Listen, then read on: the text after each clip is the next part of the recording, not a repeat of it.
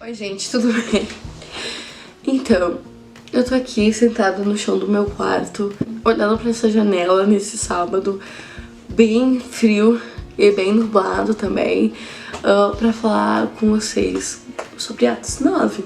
Atos 9 é um capítulo de Atos que está na Bíblia, que fala sobre a conversão de Saulo.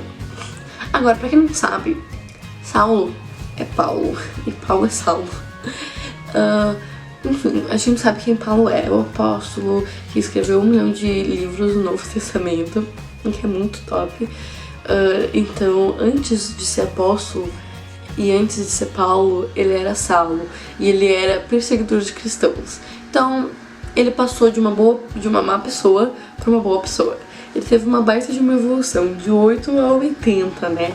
A gente vai falar sobre essa evolução nesse vídeo, esse devocional de hoje. Saulo não era uma boa pessoa, né? Como a gente já sabe. Logo depois que Jesus morreu, os cristãos começaram a ser perseguidos pelo governo, pelo Império Romano. Porque quem não sabe também, Israel estava sob o poder do Império Romano.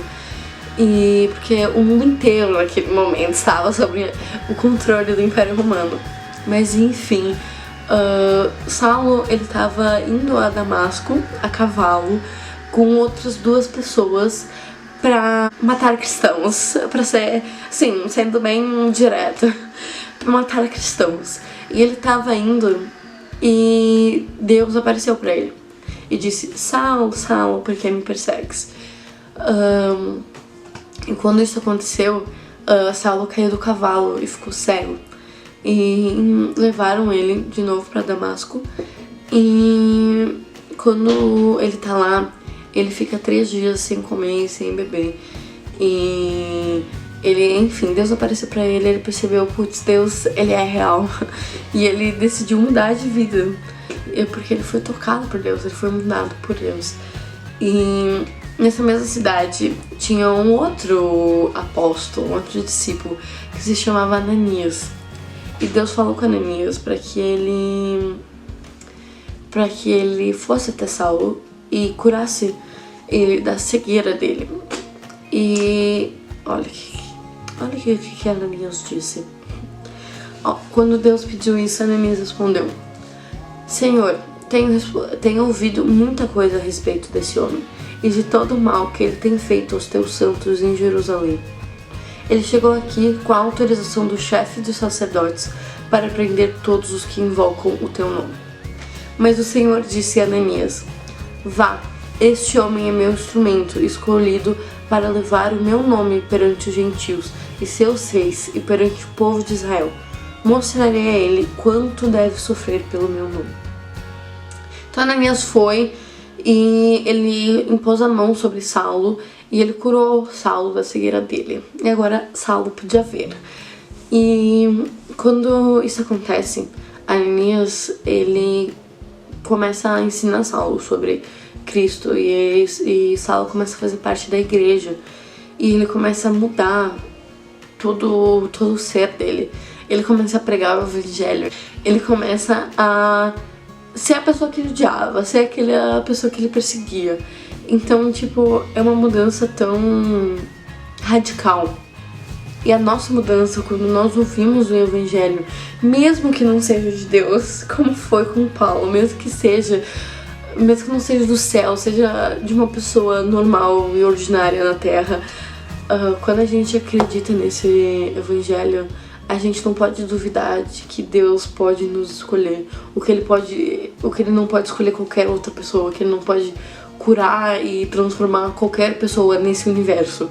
Então, a gente precisa ter fé de que Deus é Deus e ele faz o que que é bom, que é perfeito, e ele tem um poder para fazer todas as coisas que ele bem entender.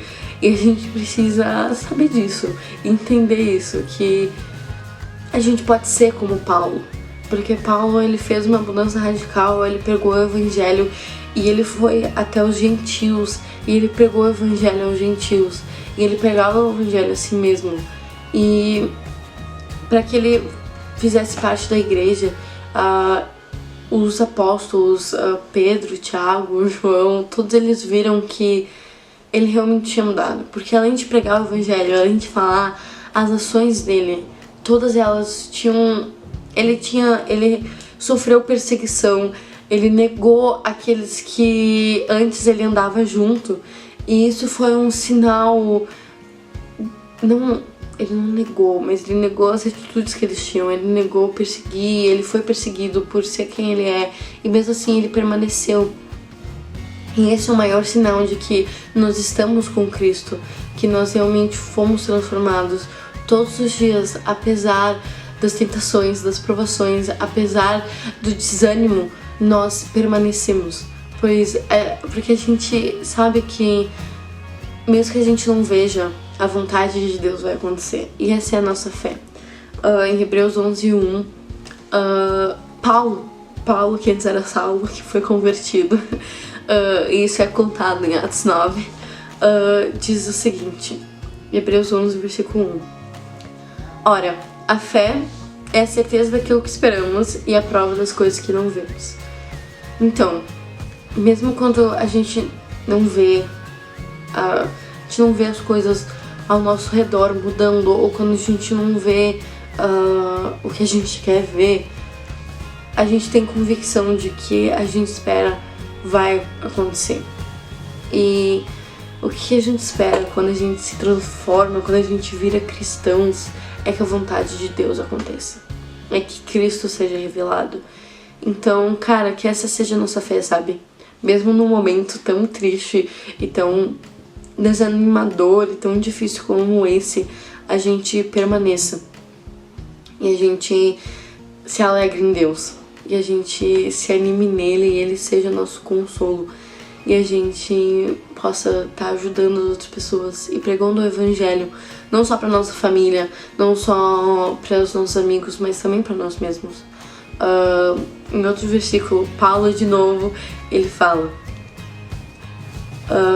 mas ele, Deus, me disse: minha graça é suficiente a você, pois o meu poder se aperfeiçoa na fraqueza. Portanto, eu me gloriarei ainda mais alegremente em minhas fraquezas, para que o poder de Cristo repouse em mim. Não foi porque Paulo era muito bom que Deus foi lá e apareceu para ele e transformou a vida dele. Não foi porque Saulo, não importa o nome dele, não foi porque ele era uma pessoa digna de salvação que Deus salvou ele, mas porque Deus era bom. E quando a gente é fraco, que é o tempo inteiro, quando nós somos fracos, Deus é forte. Porque a gente vai fazer o certo quando a gente deixa o Espírito Santo de Cristo agir em nós. E só aí que a gente vai fazer o que é certo. Só aí que a gente vai realmente pregar o evangelho. Só aí que a gente vai mudar. Então, só quando a gente aceitar o controle do Espírito Santo, de Deus e de Cristo nas nossas vidas, só quando a vontade dele vier antes de todas as coisas, só quando o reino for o reino, a justiça, que é a vontade de Deus, for a nossa prioridade nas nossas vidas, que a gente realmente vai ser cristãos. Porque é isso que nos define como gente, é isso que a gente é. Nós somos cristãos, nós somos filhos de Deus. E o que nos define como cristãos é quando nós temos fé de que a vontade de Deus é boa. E nós colocamos isso no top 1 da nossa vida. É isso que nos define como cristãos. A fé de que a vontade de Deus vai acontecer. Não importa se a gente não está vendo o que a gente quer que aconteça. É a vontade de Deus que a gente espera por. Então é isso, gente. Eu acabo esse devocional nesse sábado chuvoso com essa reflexão. Até. Daqui a pouco a gente vai se ver, pelo amor de Deus, Jesus.